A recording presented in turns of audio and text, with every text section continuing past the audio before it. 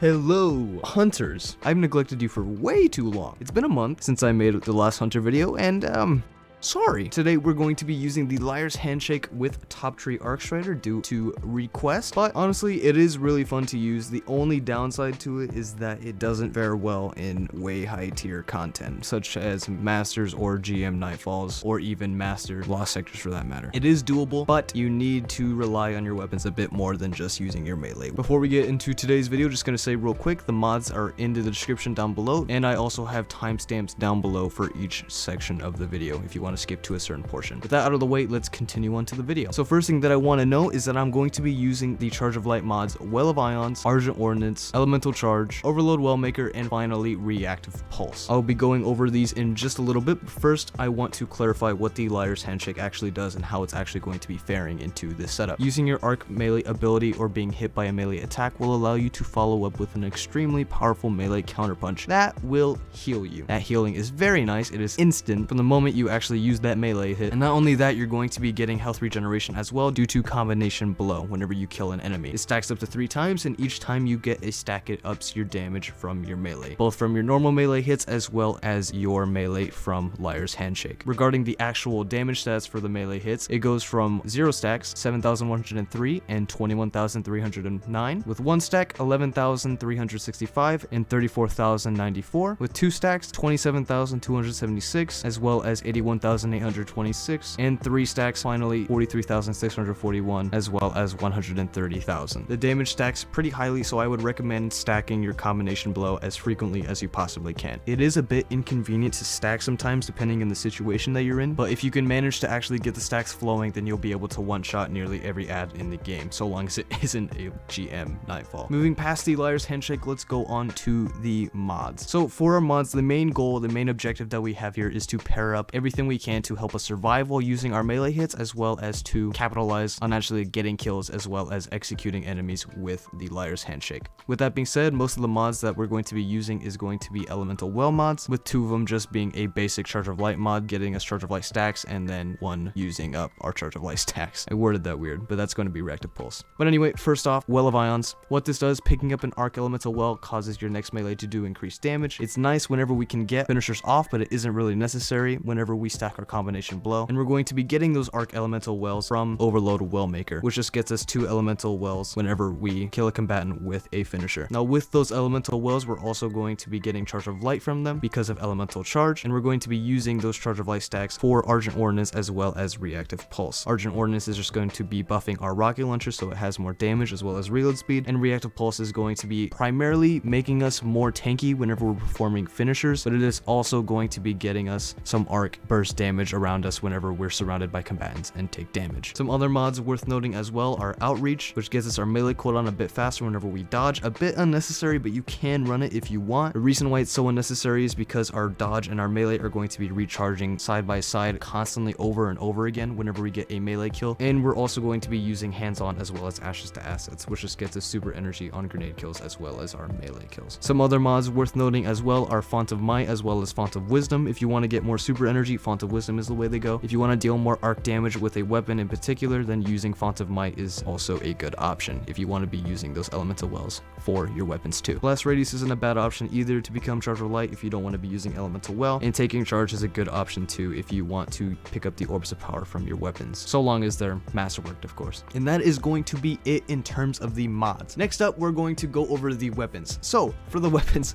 whatever you want, honestly. Anarchy, Witherhoard, both great options. You need some sort of ad clear because of the Liar's Handshake sort of disability. It doesn't really do great in terms of big hordes of enemies, so you need something to be able to clear them out easy. I for one am using an ignition code with slide shot, so I just keep reloading it over and over again, as well as an anarchy, and I'm also using a Witherhoard if I'm honestly feeling kind of bored of the anarchy, because let's be honest, this thing it's just good. It's been good forever. If you're feeling a little frisky, then I would highly recommend trying out the 4th Horseman. It's really fun to use, is underused, and honestly, it's one of my favorite guns in the game. I've loved it since D1, and it really is a solid pickup if you want to deal some instant damage to enemies. Only thing that sucks about it as well is that once again, you're going to be kind of at a disadvantage in terms of long distance. Your damage will be nuts though, so there is that.